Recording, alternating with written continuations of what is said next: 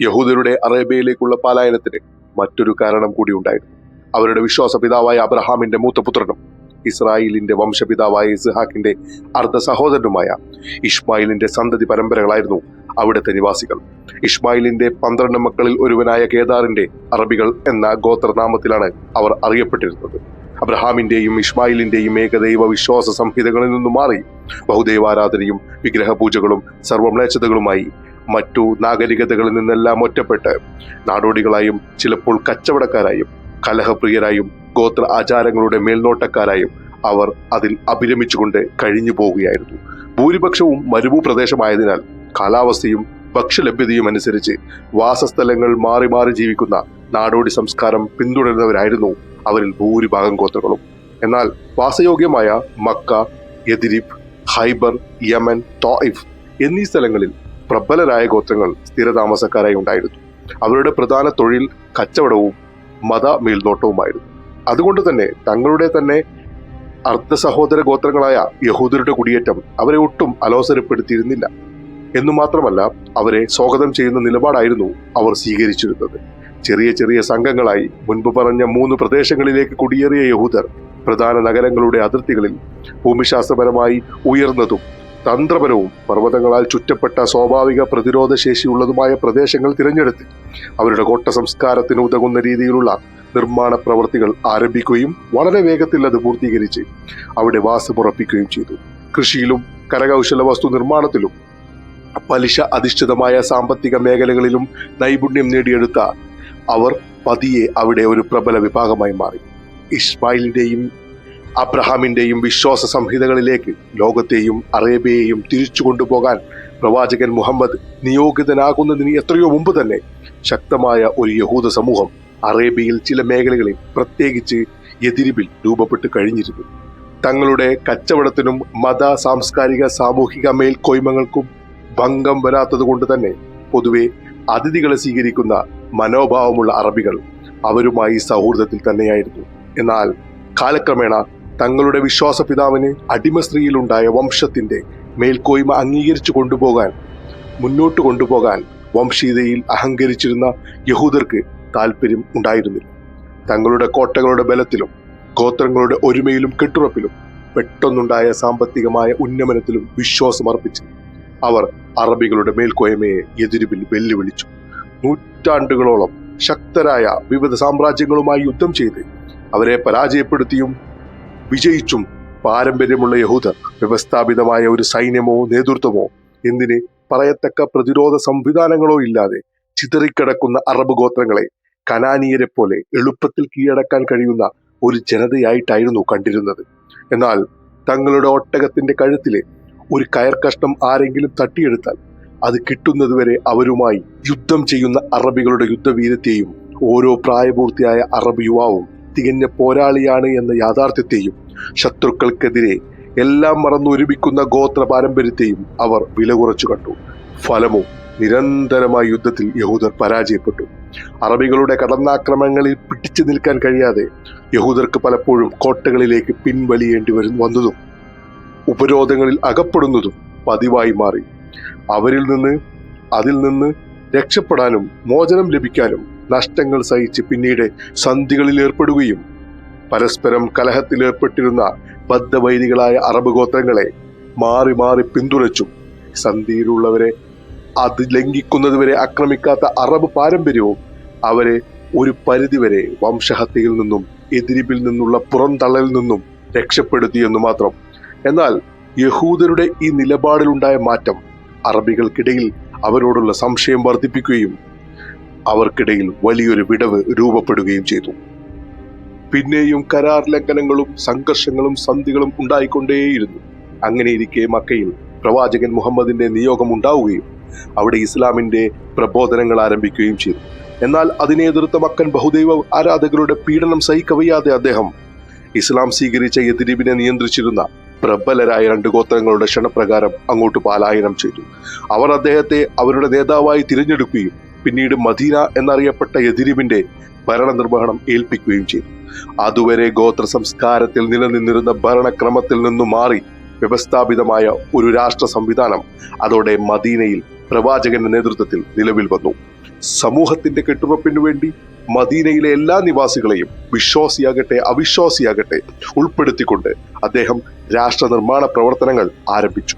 യഹൂദർക്ക് അവിടെയുള്ള അറബ് ഗോത്രങ്ങളുമായി ഉണ്ടായിരുന്ന പ്രശ്നങ്ങൾ മനസ്സിലാക്കിയ അദ്ദേഹം പ്രശ്നങ്ങൾ ഒഴിവാക്കാൻ സഹവർത്തിത്വത്തിന്റെ ഒരു കരാർ അവർക്കിടയിൽ മദീന ഭരണകൂടത്തിന് വേണ്ടി രൂപപ്പെടുത്തി. അവരെയും മുഖ്യധാരയിലേക്ക് കൊണ്ടുവരാനുള്ള ശ്രമങ്ങൾ ആരംഭിച്ചു. മദീന ചാർട്ടർ അല്ലെങ്കിൽ മദീനയുടെ ഭരണഘടന എന്ന് പിന്നീട് പ്രശസ്തമായതാണ് ഈ കരാർ. പരസ്പരം ശത്രുത വെടിയുക, രാഷ്ട്രത്തിനെതിരായും ഇരു സമൂഹങ്ങൾക്കിടയിലും ഉണ്ടാകുന്ന പ്രശ്നങ്ങൾക്കും തെറ്റുകൾക്കും പരിഹാരവും ശിക്ഷയും രാഷ്ട്രം വിധിക്കുക, ഗോത്രങ്ങൾ അവർ തമ്മിലുള്ള പ്രശ്നങ്ങൾക്കും തെറ്റുകൾക്കും അവരുടെ വിശ്വാസങ്ങൾ അനുസരിച്ച് ശിക്ഷ വിധിക്കുക, എല്ലാവർക്കും പൂർണ്ണമായ വിശ്വാസ സ്വാതന്ത്ര്യം, ശത്രുക്കൾക്ക് എതിരെ ഒരു ജനതയായി നിലകൊള്ളുക എന്നിവയൊക്കെയായിരുന്നു സംശുദ്ധമായി ഈ കരാറിൽ ഉൾപ്പെടുത്തിയിരുന്നത്. ഈ കരാറിനെ യഹൂദർ സ്വാഗതം ചെയ്തെങ്കിലും അവർ അടിമവംശമായി കണ്ട അറബികളുടെ പ്രവാചകന്റെ നേതൃത്വത്തിൽ മുന്നോട്ടു പോകാൻ അവർക്ക് യാതൊരു ഉദ്ദേശവും ഉണ്ടായിരുന്നില്ല. ഒരു നല്ല അവസരത്തിനായി അവർ കാത്തിരുന്നു. വൈകാതെ 3 യഹൂദരുടെ ഗോത്രങ്ങളും ഒന്നിനൊന്നായി ഈ കരാറുകൾ പല അവസരങ്ങളിൽ ലംഘിച്ചു. അതോടെ മദീനയിൽ യഹൂദരുടെ നിലനിൽപ്പും ചോദ്യം ചെയ്യപ്പെട്ടു. മുൻകാലങ്ങളിൽ കരാറുകൾ ലംഘിച്ച് ചരിത്രമുള്ള യഹൂദർ കുറച്ചു വർഷങ്ങൾക്ക് ഉള്ളിൽ തന്നെ ആ പ്രവണതകൾ കാണിച്ചു തുടങ്ങി. ഒരു തദ്ദേശീയ യുവതിയെ അപമാനിക്കാൻ ശ്രമിച്ച യഹൂദനെ തടയാൻ ഒരു മുസ്ലിം യുവാവ് ശ്രമിക്കുകയും അബദ്ധവശാൽ ആ യഹൂദൻ കൊല്ലപ്പെടുകയും ചെയ്തു. ഇതറിഞ്ഞ് സംഘം ചേർന്ന് വന്ന അയാളുടെ ഗോത്രം പരസ്യമായി ആ മുസ്ലിം യുവാവിനെ തള്ളിക്കൊണ്ടു. അതിനുശേഷം അവിടെ ഭീകരാന്തരീക്ഷം സൃഷ്ടിക്കുകയും അറബികൾക്കെതിരെയും മദീന ഭരണകൂടത്തിനെതിരെയും പ്രകോപനപരമായ മുദ്രാവാക്യങ്ങൾ ഉയർത്തുകയും ചെയ്തു. സ്വാഭാവികമായും സംഭവമറിഞ്ഞ മദീന നേതൃത്വം ഇരു ഗോത്രങ്ങൾക്കിടയിലുള്ള പ്രശ്നമായതിനാൽ അവരെ മാതൃകാപരമായി ശിക്ഷിക്കാൻ വേണ്ടി വിട്ടുതരാൻ അവരുടെ ഗോത്രങ്ങളോട് അഭ്യർത്ഥിച്ചു. എന്നാൽ അറബികളാണ് ആദ്യം കരാർ ലംഘിച്ചതെന്നും അതിനാൽ ഇനി ആ കരാർ താങ്കൾ അംഗീകരിക്കില്ല എന്നും അവരെ വിട്ടുതരാൻ കഴിയില്ല എന്നും അവർ നിലപാടെടുത്തു. പരസ്യമായ കരാർ ലംഘനവും സാമൂഹിക സന്തുലനാവസ്ഥയ്ക്ക് എതിരെയുള്ള നീക്കവുമായി ഇതിനെ കണ്ട ഭരണ നേതൃത്വം സൈന്യത്തെ അങ്ങോട്ടേ അയക്കുകയും അവരുടെ കോട്ട ആക്രമിച്ച് ഉപരോധിക്കുകയും ചെയ്തു. ചെറുത്തു നിൽക്കാൻ ശ്രമിച്ചുവെങ്കിലും 15 ദിവസത്തെ ഉപരോധം അവരെ തളർത്തുകയും അവർ നിരുപാധികം കീഴടങ്ങുകയും ചെയ്തു. കരാർ ലംഘനത്തിന്റെയും സമൂഹത്തിൽ കുഴപ്പം സൃഷ്ടിച്ചതിന്റെയും ശിക്ഷയായി അവരുടെ സമ്പാദ്യങ്ങളെല്ലാം എടുത്ത് മദീന വിടാൻ അവരോട് ഭരണകൂടം കൽപ്പിച്ചു. അങ്ങനെ മദീനയിൽ നിന്ന് മാറി സിറിയൻ അതിർത്തിയിലേക്കും അവിടെ നിന്ന് ദൈറ എന്ന സിറിയൻ പ്രദേശത്തേക്കും അവർ പലായനം ചെയ്തു. മറ്റു യഹൂദ ഗോത്രങ്ങളുമായി സ്വരച്ചേർച്ചയിലല്ലാത്തതിനാൽ അവർക്ക് വേണ്ടി പ്രതികരിക്കാൻ അവരും തയ്യാറായതുമില്ല. എന്നാൽ രണ്ടാമത്തെ യഹൂദ ഗോത്രത്തിന്റെ കരാർ ലംഘനം കുറച്ചുകൂടി ഗുരുതരമായിരുന്നു. ശക്തരായ മക്കൻ ബഹുദൈവ വിശ്വാസികളുമായുള്ള യുദ്ധത്തിൽ ദുർബലരായ മദീനയിലെ മുസ്ലിങ്ങൾ പരാജയപ്പെടുമെന്നും ആ ഗോത്രം കണക്കുകൂട്ടിയിരുന്നു. അതോടുകൂടി അവരുടെ മേൽക്കോയ്മ അവസാനിക്കുമെന്നും മദീനയുടെ നേതൃത്വം പിടിച്ചടക്കാമെന്നും അവർ കണക്കുകൂട്ടി. എന്നാൽ ആ യുദ്ധത്തിൽ അത്ഭുതകരമായി മദീന വിജയിക്കുകയും അവരുടെ ശക്തി കൂടുതലാവുകയും ചെയ്തു. അതോടെ മക്കക്കാരെ ഒരിക്കൽ കൂടി മദീന ആക്രമിക്കാൻ പ്രേരിപ്പിക്കാൻ അവർ ഗൂഢാലോചന നടത്തി. സർവ്വസന്നാഹങ്ങൾ ഉണ്ടായിട്ടും പരാജയപ്പെടുകയും മക്കയിലെ പ്രമുഖ ഗോത്ര നേതാക്കൾ വധിക്കപ്പെടുകയും ചെയ്ത യുദ്ധത്തിന്റെ അപമാനത്തെ ഓർമ്മിപ്പിച്ചുകൊണ്ട് അവരെ പ്രകോപിപ്പിക്കാൻ യഹൂദർ വിദ്വേഷ കവിയായ അവരുടെ ഗോത്രത്തിലെ പ്രമാണിയെ ചുമതലപ്പെടുത്തി. അയാൾ മക്കയിലേക്ക് പോയി അവരുടെ ഇടയിൽ മദീനക്കെതിരെ വിദ്വേഷം കുത്തിവെക്കാൻ ശ്രമിച്ചു. ഇത് മനസ്സിലാക്കിയ മദീന നേതൃത്വം ആ വ്യക്തിയെ അതിൽ നിന്ന് വിലക്കാനും ഗൂഢാലോചന അവസാനിപ്പിക്കാനും ആ ഗോത്രത്തോട് ആവശ്യപ്പെട്ടു. എന്നാൽ അവർ ഇത് ചെവികൊണ്ടില്ല. മക്കക്കാർ മറ്റൊരു യുദ്ധത്തിന് ഈ ഗൂഢാലോചന വഴി കോപ്പ് കൂട്ടുന്നുണ്ട് എന്ന് മനസ്സിലാക്കിയ മദീന ഭരണ നേതൃത്വം ആ ഗൂഢാലോചന നടത്തുന്ന വ്യക്തിയെ വധിച്ചു കളയാൻ സുരക്ഷാ ഭടന്മാർക്ക് നിർദ്ദേശം നൽകി.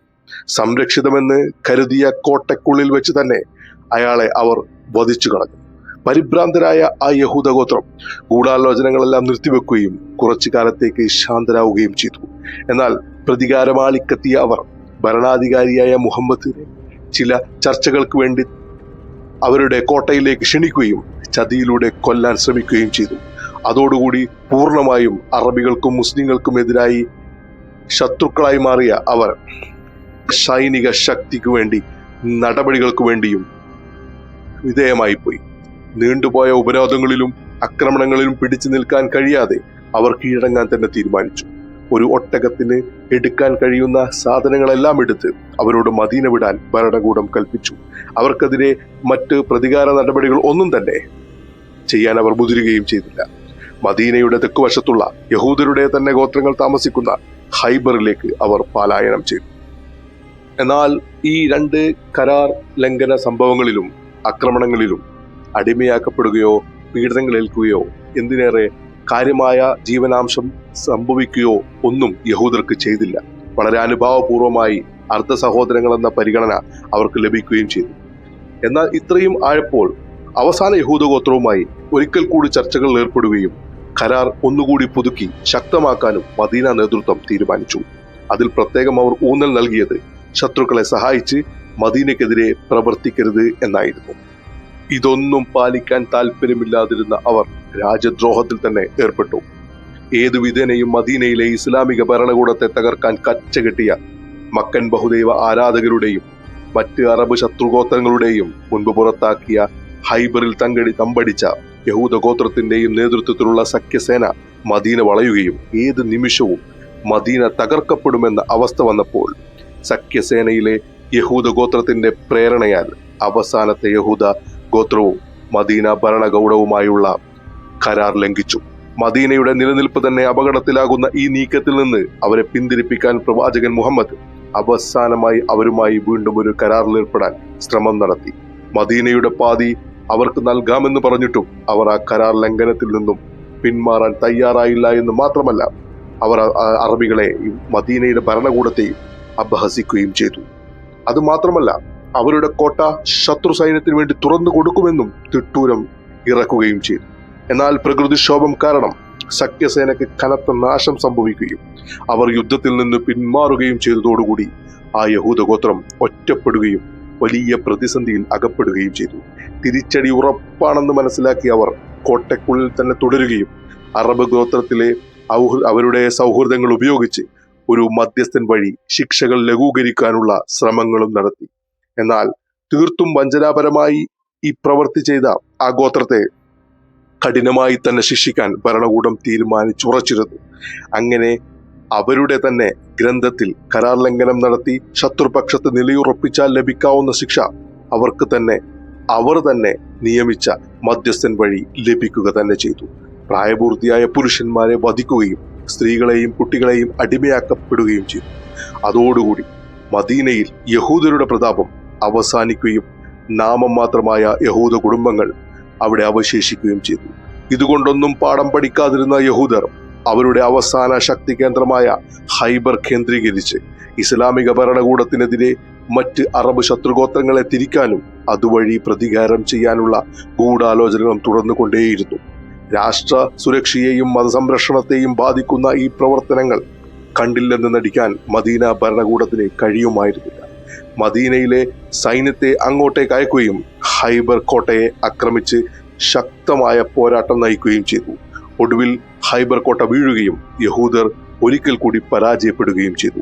എന്നാൽ ഈ യുദ്ധത്തിൽ അവർ ശക്തമായി തന്നെ പ്രതിരോധിക്കാൻ ശ്രമിച്ചു എന്ന് കാണാം. പരാജയപ്പെട്ടിട്ടും അവർക്ക് അവിടം വിട്ടുപോകാൻ താല്പര്യമില്ലാതെ ഇരുന്നതിനാൽ അവർ അവിടെ തുടരാൻ ശ്രമിക്കുകയും അത് അനുവദിക്കണമെന്ന് മദീന നേതൃത്വത്തോട് അവർ ആവശ്യപ്പെടുകയും ചെയ്തു.